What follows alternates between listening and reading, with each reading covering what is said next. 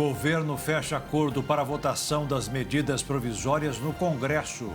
Preço do petróleo dispara 6% com a decisão dos produtores de cortar produção em 1 milhão de barris por dia. Prefeito de São Paulo manda tirar barracas das ruas da cidade e diz que serviço não vai parar. Em reunião ministerial, o presidente Lula diz que o país vai crescer mais do que prevêem os pessimistas. Anvisa flexibiliza o uso de máscaras contra a Covid em ambientes hospitalares. Passa de 30 o número de mortes provocadas por tornado nos Estados Unidos. NASA inclui uma mulher e um homem negro na segunda viagem da missão Artemis ao redor da Lua. E hoje é aniversário de um cinquentão, do primeiro celular conhecido como tijolão, que pesava 1 quilo e custava mais de R$100 mil. Agora no Jornal das 22.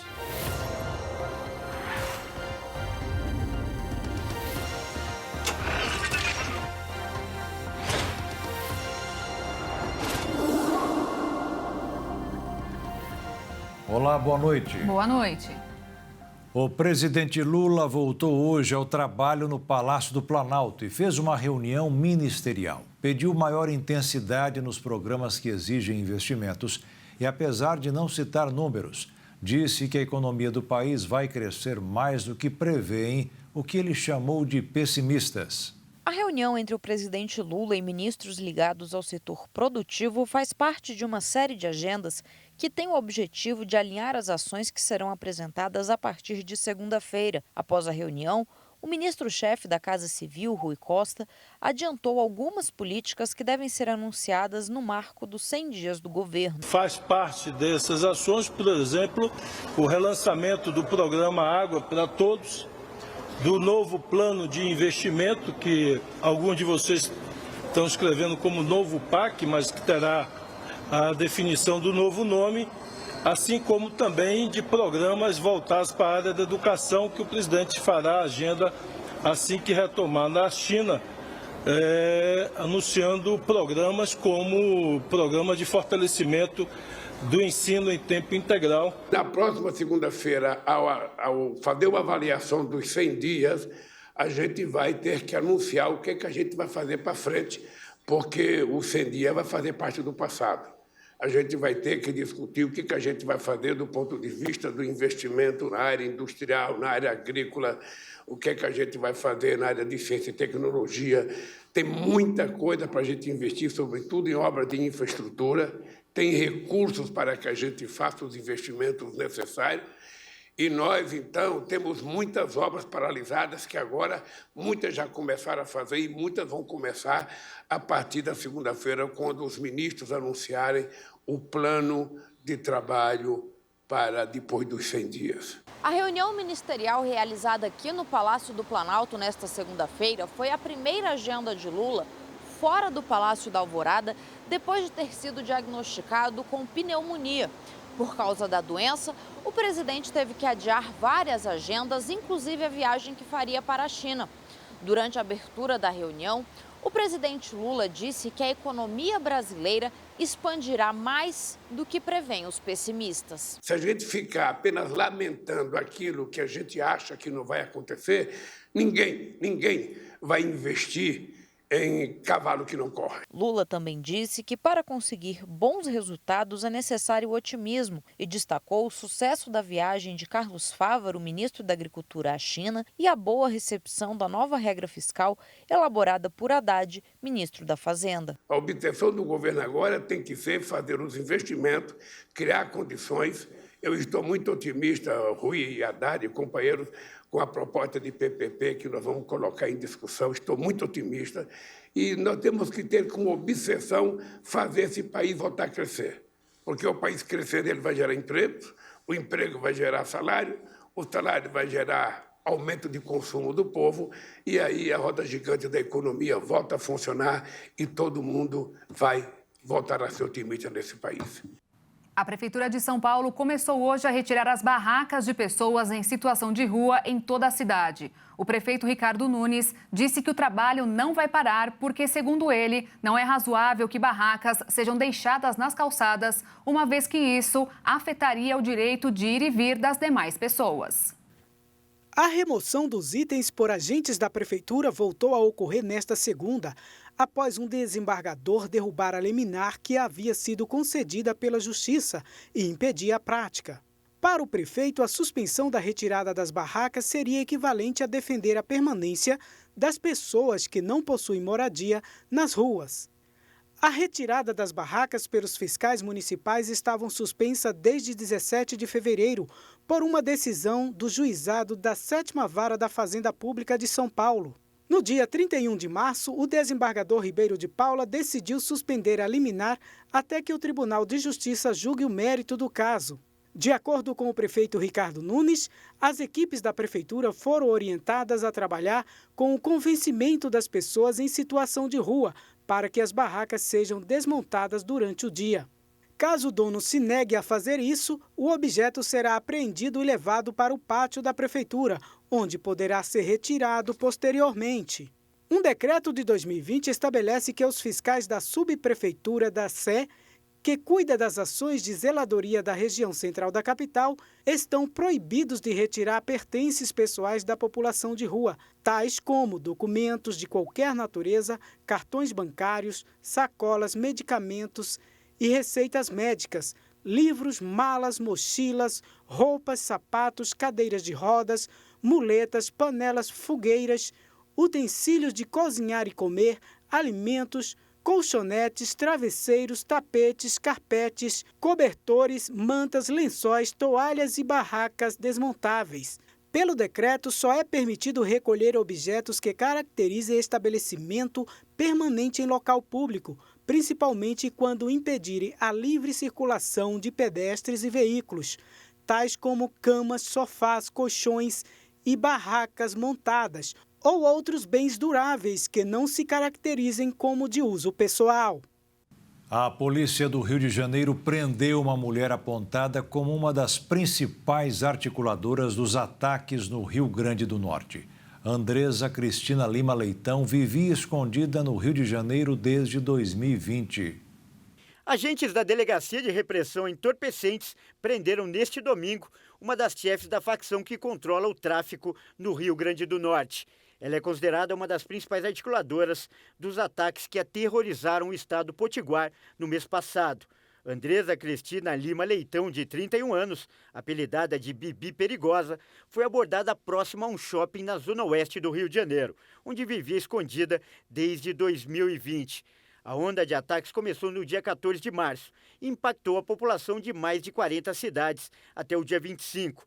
No último dia 31, o ministro da Justiça e Segurança Pública, Flávio Dino, anunciou uma ajuda de 35 milhões de reais do governo federal, além de homens da Força Nacional, que estão no estado por tempo indeterminado. A delegacia já vinha monitorando a traficante. De acordo com as investigações, ela ficava escondida na Vila Kennedy. Ao deixar a favela de Bangu a caminho de Campo Grande, ela foi interceptada pelos policiais civis em frente a um shopping. Contra ela havia um mandado de prisão expedido pela Justiça do Rio Grande do Norte. Andresa criou um grupo de comunicação entre os criminosos, chamado de Companhia dos Artilheiros. Os criminosos promoveram atos terroristas no Rio Grande do Norte, que incluíram assassinatos, roubos em série, depredação de prédios públicos e incêndios de veículos e residências. Agora, as mulheres vítimas de violência poderão fazer exame de corpo de delito na própria casa da mulher brasileira de Campo Grande, em Mato Grosso do Sul.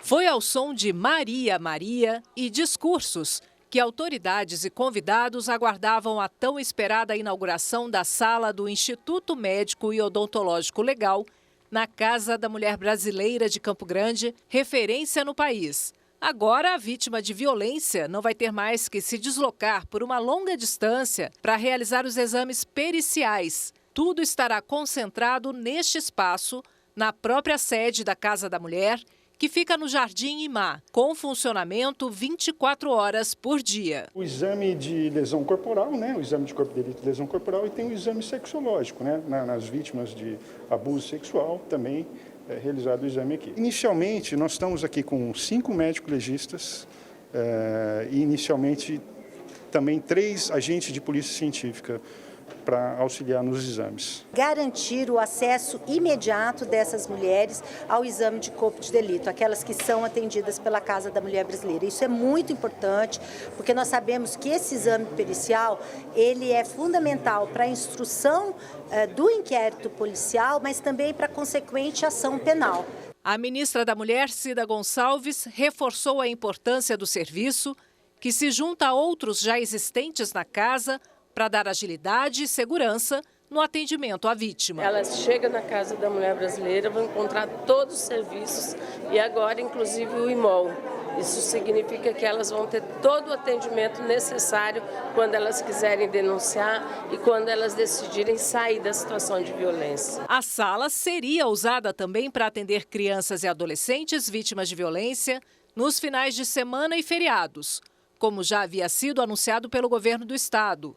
Mas outras medidas serão tomadas nesse caso. Será construído também, aqui em frente à Casa da Mulher Brasileira, um trabalho de referência para atendimento às crianças, tendo em vista que as políticas públicas são diferentes e o recurso destinado também tem fontes diferentes. Então, para as crianças, será construído um centro de referência para atendimento nos mesmos moldes da Casa da Mulher Brasileira. E veja a seguir, ministro da Fazenda, Fernando Haddad, diz que é possível aumentar a arrecadação com tributação de sites de apostas. E ainda, preço do petróleo dispara 6% com a decisão do corte na produção em 1 milhão de barris por dia.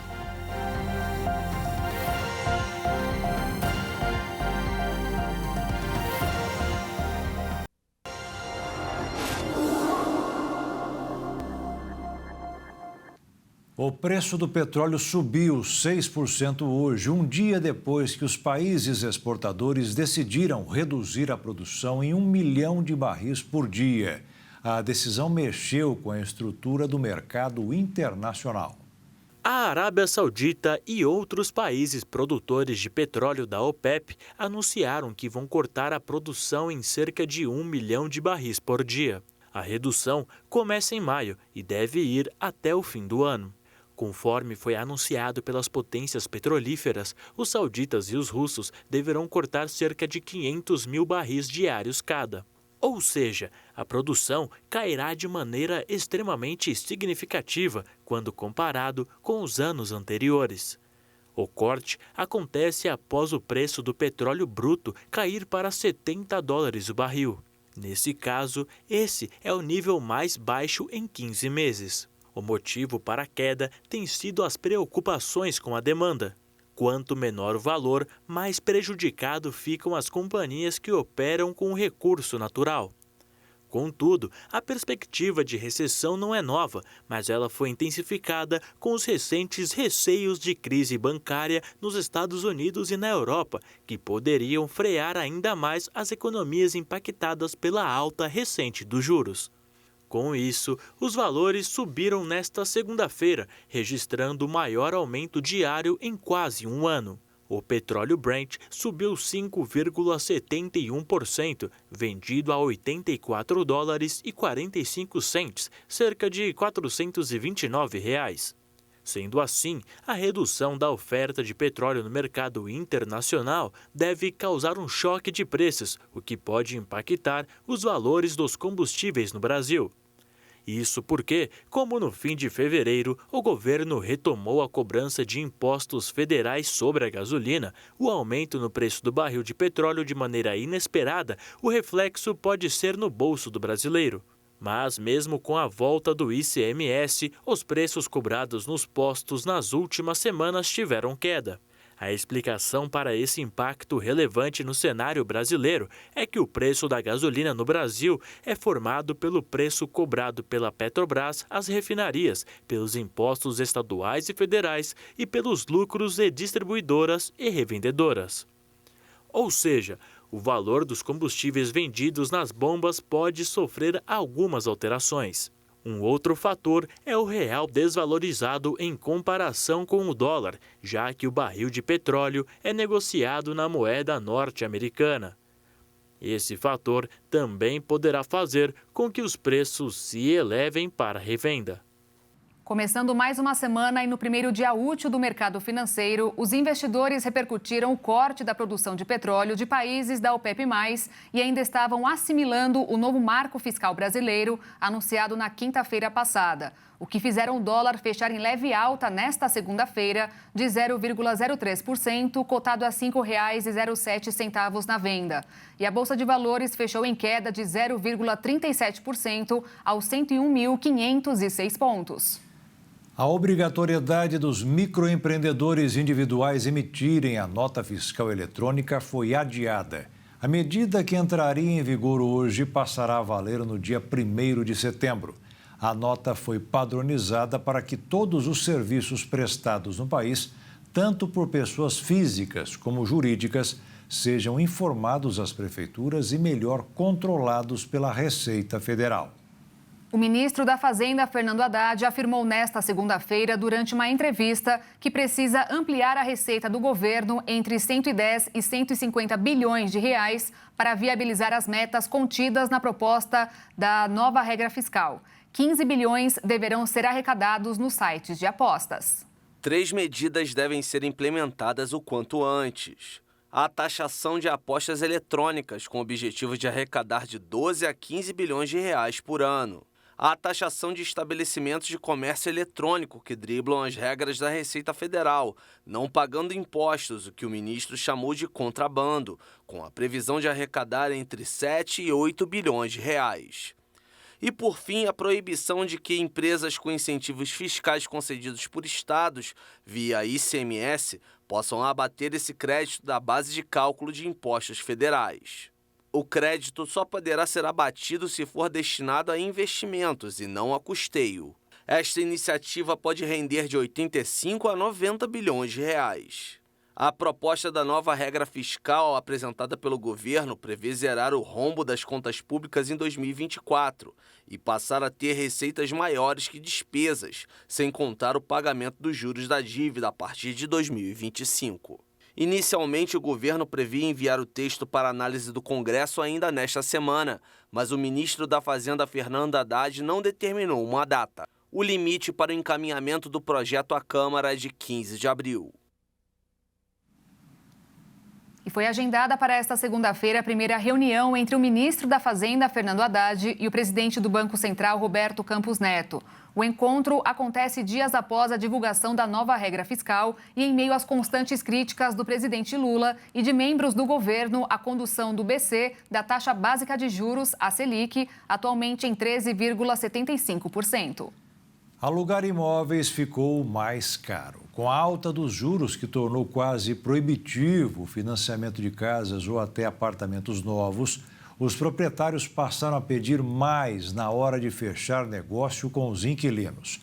O índice FIPZAP da Universidade de São Paulo, pesquisado em 25 cidades brasileiras nos 12 meses anteriores a fevereiro, apontou que, em média, os aluguéis subiram 17%. Foi o maior índice em mais de 11 anos e 12 meses, maior do que o indicador utilizado para calcular o reajuste dos aluguéis. E hoje, uma das inovações que mudou o conceito de precificação de lojas e empresas completou 50 anos. O Código de Barras se tornou o documento de identidade de todos os produtos, além de auxiliar as empresas na gestão de estoque. Barras verticais, números e facilmente lidos por uma máquina. O famoso código preto e branco, patenteado inicialmente pelos americanos Norman Joseph Woodland e Bernard Silver em 1952, só foi realmente aperfeiçoado e comercializado em 1971, impulsionado pelo engenheiro americano George Lauder. Em 1973, o código de barras se tornou no sistema usado para identificar os produtos de grande consumo que seriam comercializados nas décadas seguintes. De lá para cá, a utilização do código foi se transformando e, atualmente, suas linhas verticais são escaneadas 6 bilhões de vezes por dia em todo o mundo. A cada segundo, 70 mil produtos passam por uma caixa registradora. Mas a sua utilização pode estar próxima do fim. Isso porque o QR Code tem tomado proporções mais expansivas do que a manutenção do próprio código de barras. Os especialistas acreditam que o código de barras se tornará um QR Code, que significa Quick Response Code, ou seja, código de resposta rápida. Sua vantagem sobre o código de barras é que consegue integrar muito mais informações, por exemplo, a composição do produto essencial para a reciclagem. Aplicado aos produtos de consumo, o QR Code será uma ferramenta formidável para desenvolver a economia circular, em particular a reciclagem e o reuso. Mas as empresas garantem que o célebre sistema de identificação de produtos comerciais, que faz 50 anos em 2023, vão permanecer no mercado por sua praticidade e, principalmente, facilidade de leitura. Agora, enviar cartas, telegramas nacionais ou internacionais, entre outros serviços postais prestados pela estatal de logística, ficou mais caro. Uma portaria do Ministério das Comunicações autorizou os Correios a aumentarem em 5,49% sobre o valor. Na autorização que foi publicada no Diário Oficial, a pasta explicou que segue o IPCA, que é o Índice Oficial de Inflação do país, e que a medida já está valendo. O consumo de carne no Brasil atingiu o menor nível em 18 anos, ou seja, desde 2004. Apesar da queda registrada, a produção de carne bovina está voltando a crescer no país desde o ano passado. No ano passado, foram produzidos 7.900.000 toneladas, sendo 5.200.000 consumidas no mercado interno e o restante foram exportadas, que, por sinal, apresentou aumento de 23,8%. Também em 2022, o consumo de carne bovina atingiu 24,2 kg por habitante, o menor nível em 18 anos no Brasil, de acordo com dados divulgados pela consultoria Agro do Banco Itaú BBA. O principal motivo apontado foi o preço ao consumidor, que começou a se elevar em 2020, fazendo com que muitos brasileiros tirassem a proteína do prato. Sem contar que o aumento da pobreza e a queda na renda durante a pandemia também impactaram a redução do consumo. Segundo o relatório, esse foi o 4º ano consecutivo de recuo no consumo per capita no país. Até fevereiro deste ano, o preço da proteína acumula uma queda de 1,68%. Mas um novo aumento da produção é esperado este ano, devido à expectativa da recente reabertura do mercado chinês e possibilidades de crescimento em outros locais. E a seguir, o governo fecha acordo para a votação das medidas provisórias no Congresso. E veja também, NASA inclui uma mulher e um homem negro na segunda viagem da missão Artemis ao redor da Lua.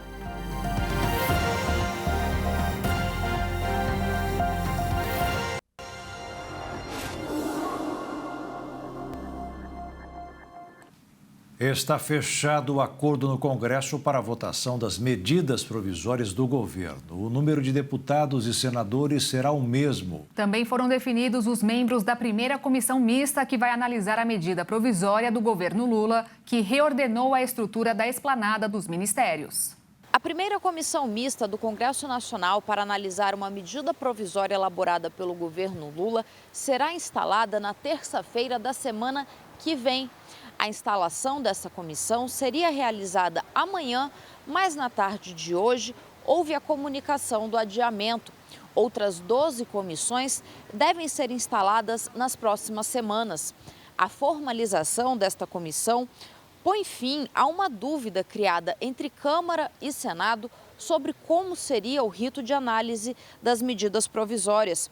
Os presidentes da Câmara e do Senado discordaram da forma como os textos deveriam começar a tramitar. Arthur Lira, presidente da Câmara, pleiteou maior participação de deputados nas comissões, mas o pedido não prosperou. A composição da primeira comissão mista foi definida neste fim de semana. São 13 deputados e o mesmo número de senadores. Falta agora decidir quem será o presidente da comissão. A eleição será realizada na primeira sessão, marcada para o dia 11. Os parlamentares vão analisar a MP 1154, que reestrutura a organização administrativa e cria ou recria ministérios, definindo 37 pastas no governo federal. Entre os novos ministérios criados por essa medida provisória estão o da igualdade racial e dos povos indígenas. No governo anterior, eram 17 ministérios. A pasta da economia tinha o status de superministério e, na gestão de Lula, foi desmembrado em 4 pastas. Segundo o texto da medida provisória, a reestruturação da esplanada dos ministérios não vai aumentar os custos da União. Durante a tramitação da medida provisória no Congresso Nacional, os parlamentares poderão alterar ou rejeitar o texto do governo federal. De Brasília, Jaqueline Fonseca. 415 notícias falsas que circularam na internet nos últimos 6 anos foram desmentidas pelo Supremo Tribunal Federal. O órgão conta com uma equipe preparada, especialmente para atuar no combate às chamadas fake news.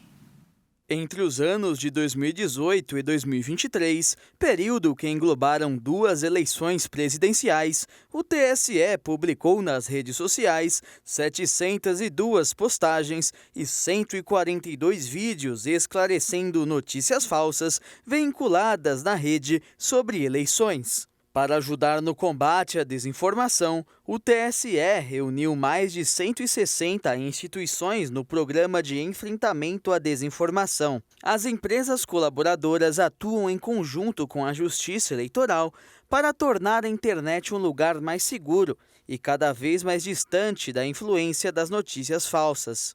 De acordo com o presidente do TSE, Alexandre de Moraes, que também é ministro do STF, é preciso regular a atuação das grandes empresas do ramo digital, as chamadas Big Techs, que para ele funcionam como firmas de mídia.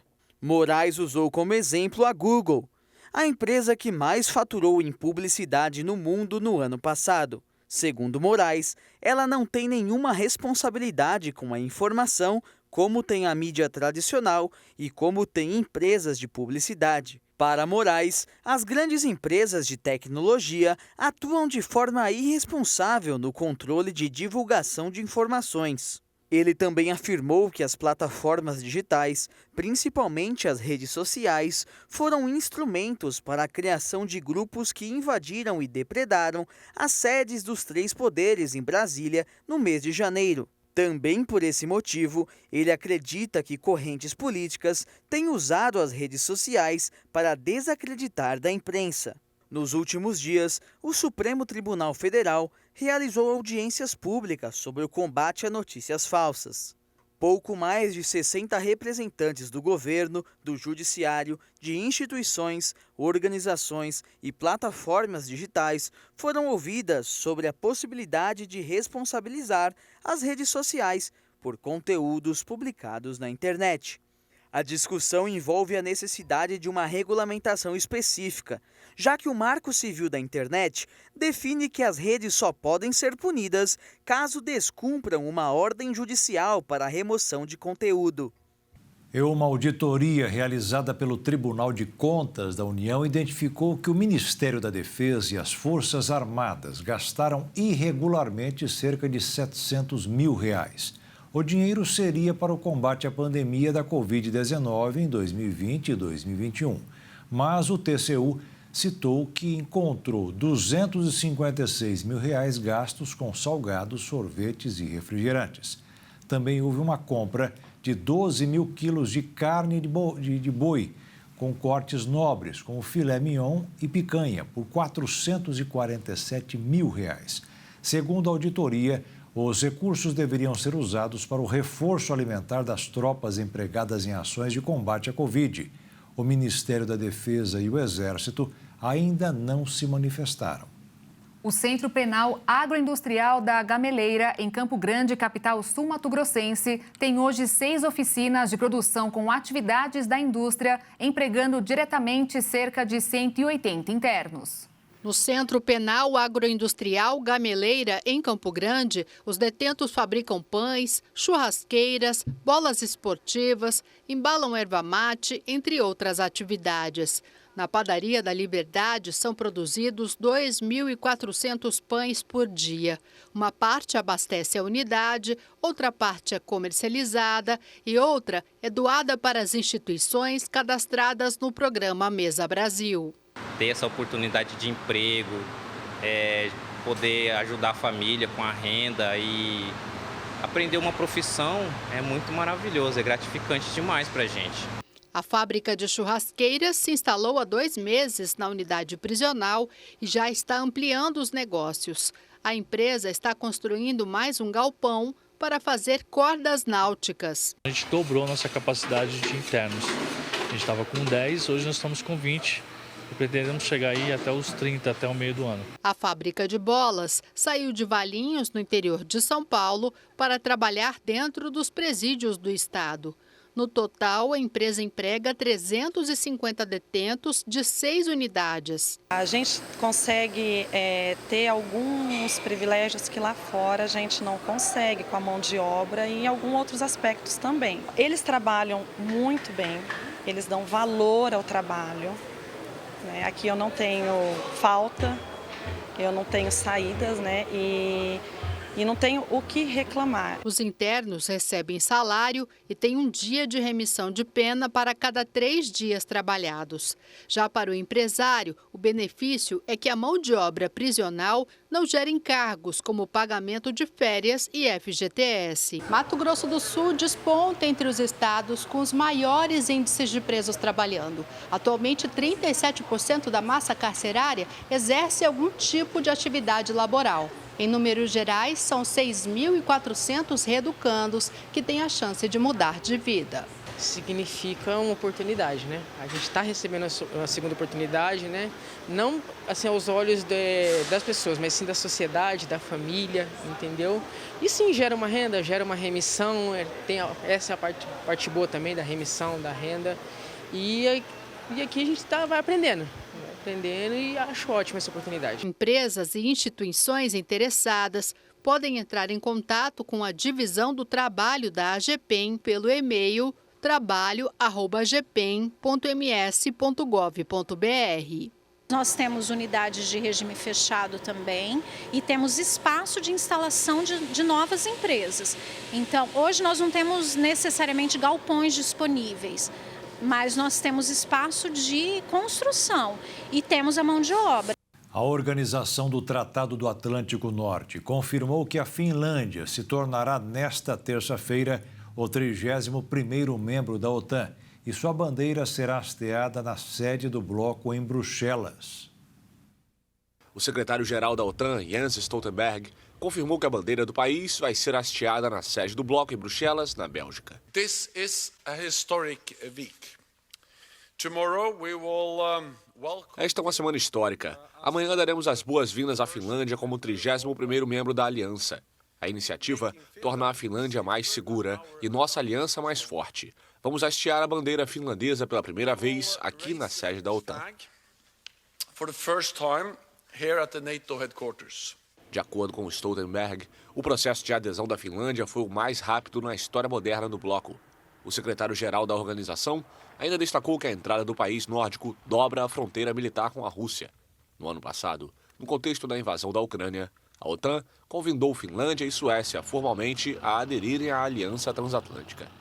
A candidatura sueca ainda é alvo de veto por parte da Turquia, embora a posição esteja sendo disputada em intensas negociações. Ankara resiste a aprovar a adesão da Suécia porque Estocolmo concede refúgio a líderes curdos e a suspeitos de participação no golpe de Estado frustrado de 2016. Passa de 30 o número de mortos devido às fortes tempestades e tornados que atingiram várias regiões dos Estados Unidos no último fim de semana. Só no estado do Tennessee foram registradas 15 mortes associadas às condições climáticas. Em todos os locais atingidos pelas tempestades e tornados desde a sexta-feira, os moradores estão lidando com fortes danos como carros virados, árvores arrancadas e casas destruídas.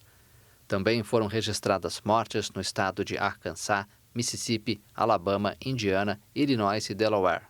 Os tornados são comuns no país, principalmente nas regiões centro e sul. Na última sexta-feira, o presidente Joe Biden visitou o estado do Mississippi, onde há uma semana um tornado causou a morte de 25 pessoas. Em dezembro de 2021, pelo menos 80 pessoas perderam a vida nos tornados que atingiram o Kentucky.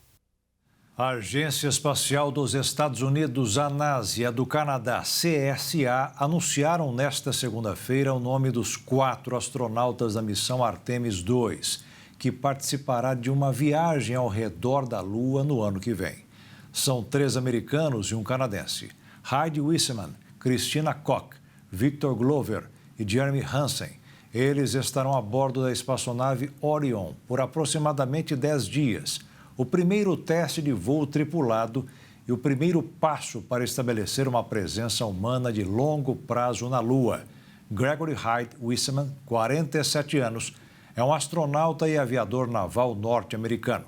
Será o comandante da missão. Nascido em Baltimore, em Maryland, se juntou à NASA em 2009. Foi ao espaço na nave russa Soyuz TMA-13M em 2014. Para uma estadia de longa duração na Estação Espacial Internacional em 2 expedições, como engenheiro de voo na estação. Christina Hancock, de 44 anos, foi selecionada como astronauta da NASA em 2013. Ela serviu como engenheira de voo na estação ISS em 3 expedições. Koch estabeleceu um recorde para o voo espacial mais longo de uma mulher, com um total de 328 dias no espaço, e participou das primeiras caminhadas espaciais exclusivamente femininas. Victor Glover Jr. tem 46 anos. Foi selecionado como astronauta em 2013, enquanto servia como membro legislativo no Senado dos Estados Unidos.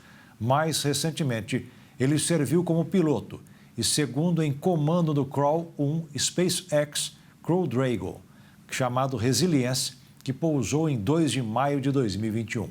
E o canadense da missão, Jeremy Roger Hansen, 47 anos, nasceu em London, Ontário, e foi criado em uma fazenda perto de Ailsa Craig, até se mudar para Ingersoll para cursar o ensino médio. É bacharel em ciências espaciais e mestre em física. Se juntou à Agência Espacial Canadense em 2009 e foi posteriormente incluído como integrante da 20ª turma de astronautas da NASA.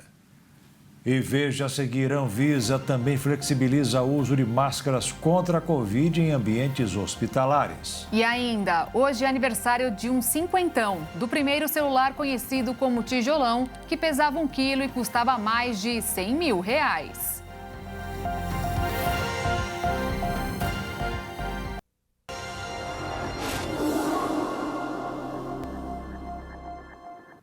A Associação de Pais e Amigos dos Autistas da Grande Dourados, em Mato Grosso do Sul, promoveu uma exposição fotográfica em comemoração ao Dia Mundial do Autismo.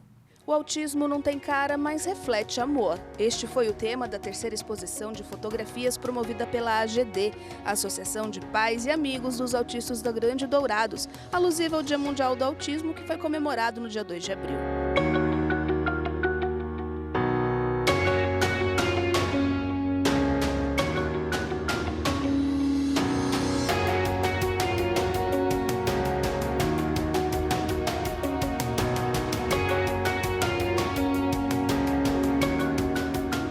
Essa já é a 3ª edição da exposição fotográfica. E a ideia deste ano é enaltecer a família, amigos, a rede de apoio daquelas pessoas que vivem com transtorno do espectro autista.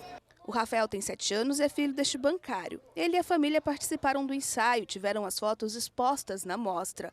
O pai orgulhoso fala da importância de se falar sobre o autismo e levar informação sobre o transtorno para o maior número de pessoas. É um desafio, que é libertador até para a gente, porque aí a gente tem um direcionamento do que pode fazer.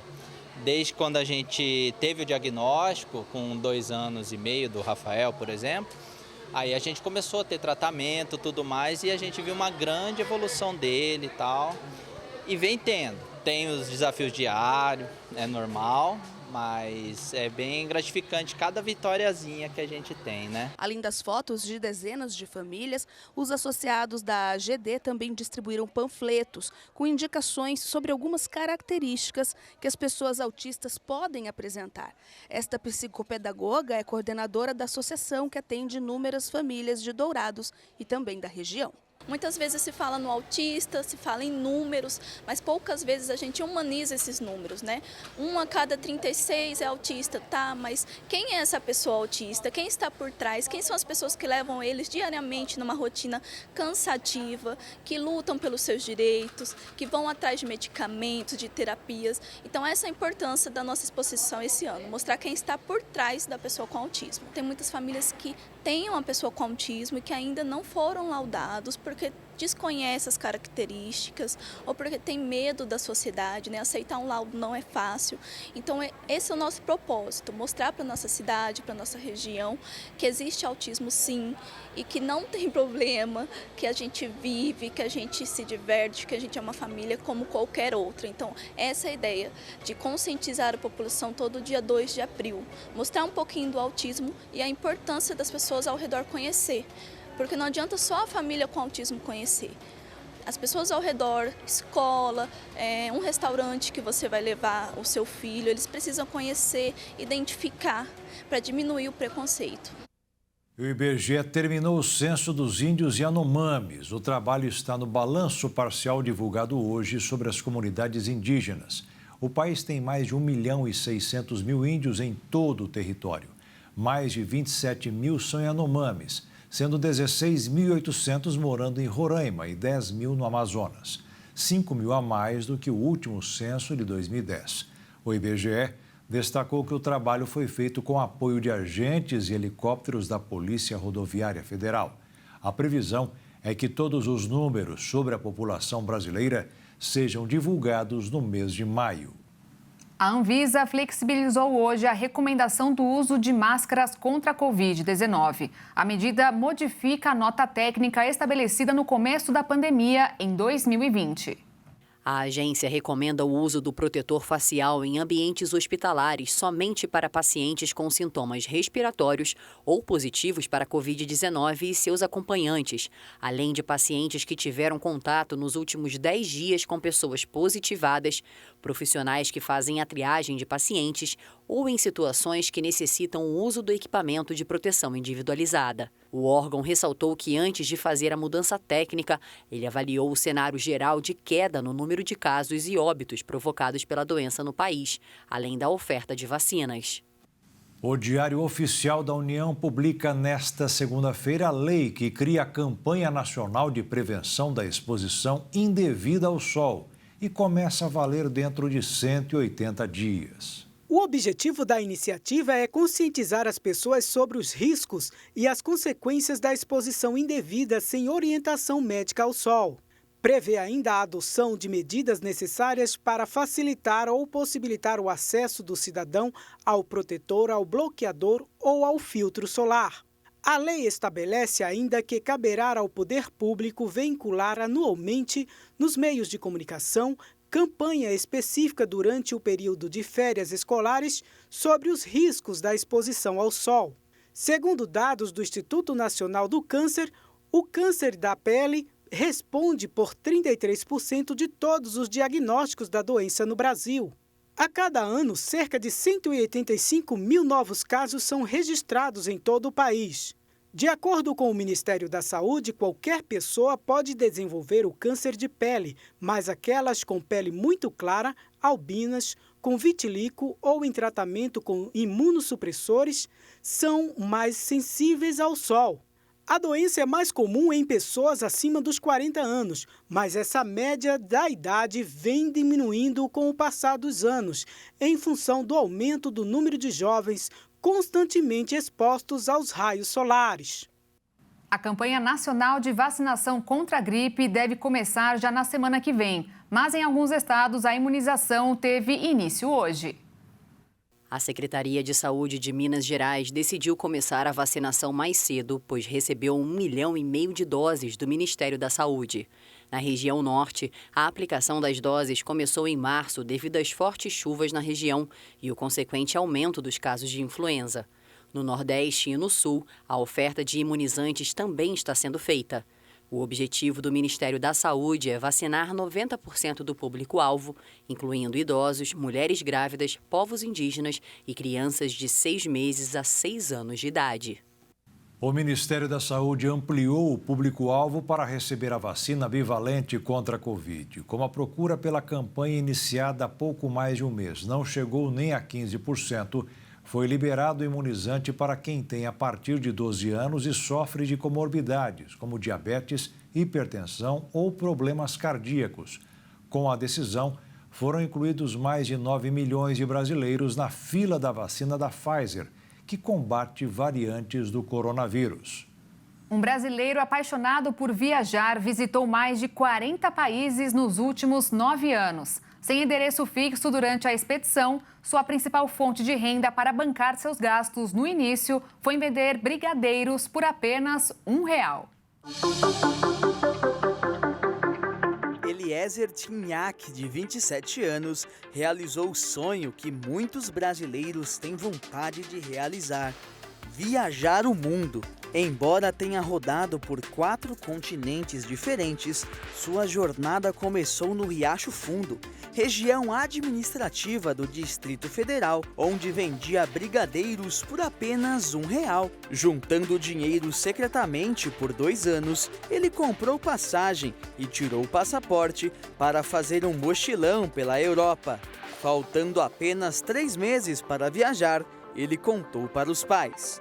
No velho continente, o rapaz enfrentou o severo inverno europeu durante uma semana e acabou retornando ao Brasil. De volta ao país natal, Eliezer decidiu viajar pelos países da América do Sul. Com o equivalente a R$1.200 no bolso, ele passou 60 dias viajando de país em país. Após a primeira expedição, ele voltou para casa para novamente vender brigadeiros e juntar dinheiro para retornar a viajar. Pouco tempo depois, ele retornou ao Chile, onde conseguiu trabalho em um hostel em troca de acomodação durante 1 ano. Após esse período, o rapaz voltou para a Europa, se sentindo bem mais preparado. Com uma bicicleta velha, ele foi de Luxemburgo até a França. Na cidade de Paris, com o dinheiro acabando, Eliezer começou a tocar ukulele para ganhar dinheiro. Mas a música realmente não era o forte do rapaz. Um certo dia, uma senhora deu €2 para ele simplesmente parar de tocar no local. Após esse episódio, o brasileiro teve a ideia de começar a viajar com apenas €1 por dia, até que se estabeleceu em Londres, na Inglaterra, onde conseguiu trabalho em uma pizzaria. Com o salário, ele passou a investir em equipamentos para começar a produzir vídeos para o YouTube. Depois de 6 meses em Londres, ele foi para Portugal, onde trabalhou em um lava-jato e morou por alguns meses, conseguiu juntar dinheiro e voltou ao Brasil. Novamente perto de casa, Eliezer comprou uma van com o objetivo de dirigir até os Estados Unidos. Mas a missão foi por água abaixo logo nos primeiros dias, com a quebra do motor do automóvel. Então Eliezer partiu em busca de uma nova expedição, mas dessa vez acompanhado pela sua namorada. Juntos eles viajaram para o continente asiático e visitaram o Vietnã, a Tailândia, Bali, Coreia do Sul e Singapura.